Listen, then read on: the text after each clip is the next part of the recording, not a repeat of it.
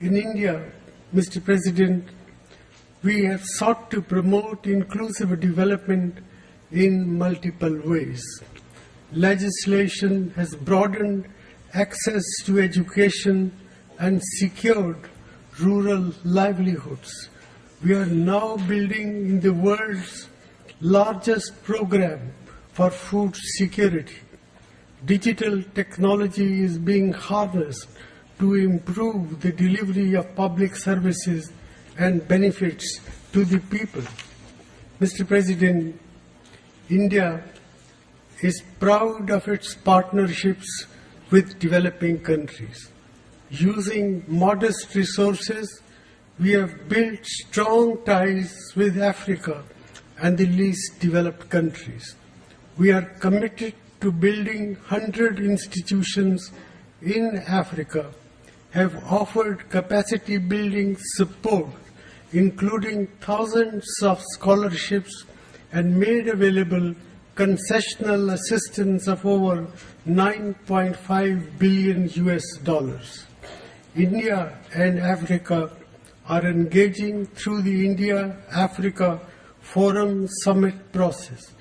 We also look forward to participating actively in the third conference on the small island developing states in Samoa in 2014 and contributing to its outcome. Mr. President, climate change is one of the defining challenges of our times. We must summon the necessary political will for crafting a robust global response to climate change on the basis of equity and the principle of common but differentiated responsibility. Mr. President, sir, we are deeply concerned about the future of West Asia, a region with which India shares deep bonds of history and one that is critical for our energy security as well as the livelihood of nearly 7 million Indians who work and live in the region. The increasingly lethal conflict in Syria is not only a tragedy for the people of Syria, but also threatens stability and security in the region and beyond. It has been made worse by the use of chemical weapons. The use of chemical weapons, whosoever may have deployed them, must be condemned in the strongest possible terms. India supports strongly the elimination of chemical weapon material and equipment in Syria. There is no military solution to this conflict. We must intensify efforts to end the conflict and seek a political settlement. It is essential that the Geneva II conference be convened at the very earliest. Mr. President, we are encouraged that direct talks have resumed between Israel and Palestine.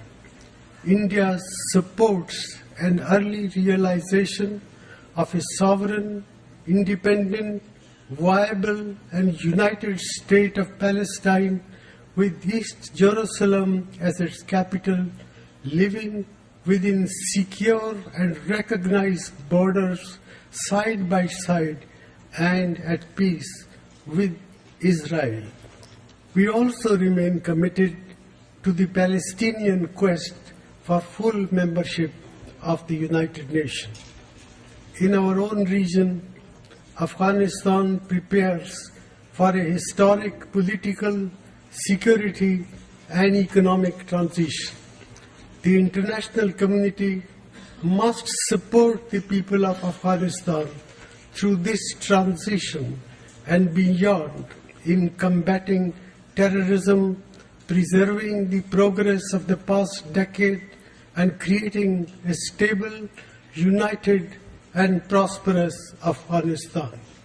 Mr. President, terrorism remains a grave threat to security and stability everywhere and extracts a heavy toll of innocent lives around the world, from Africa to Asia. We have seen several manifestations of this menace in the last few days alone.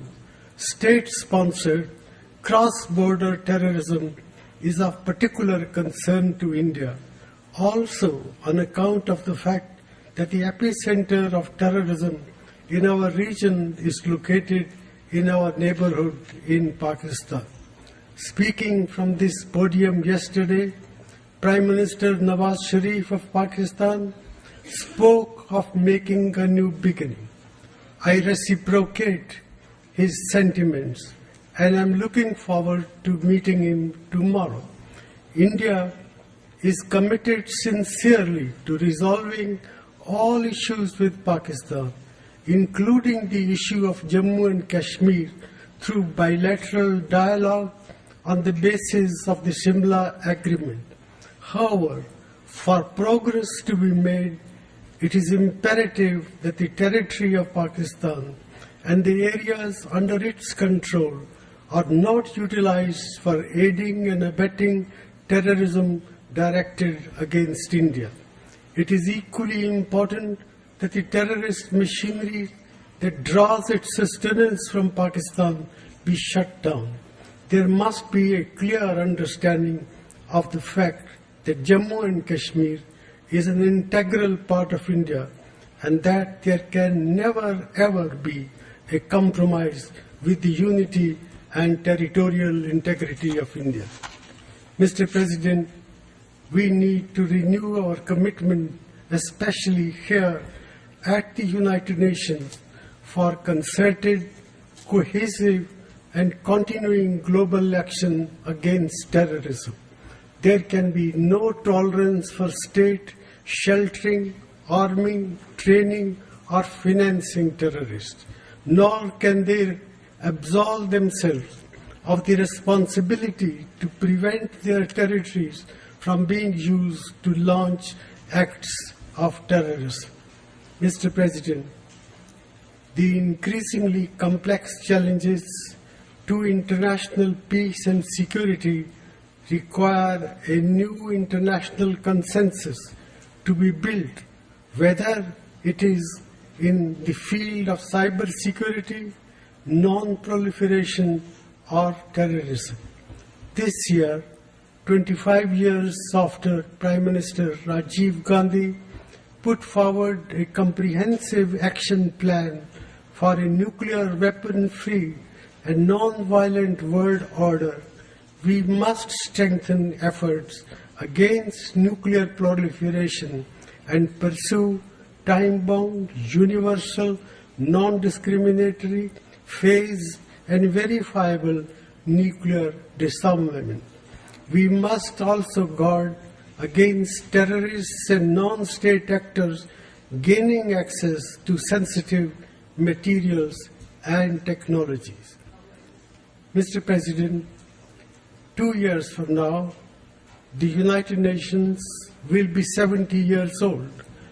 Every new state that was born during this period of 70 years took its place in this assembly, not just with pride, but also with hope. 2015 will be a moment to celebrate our successes and to ensure that the United Nations is ready for this century by completing the much-needed reforms of the United Nations and its Security Council, by developing an ambitious and balanced 2015 development agenda, and by demonstrating our capacity to cooperate effectively for durable peace and security in this world that we live in. I thank you, Mr. President.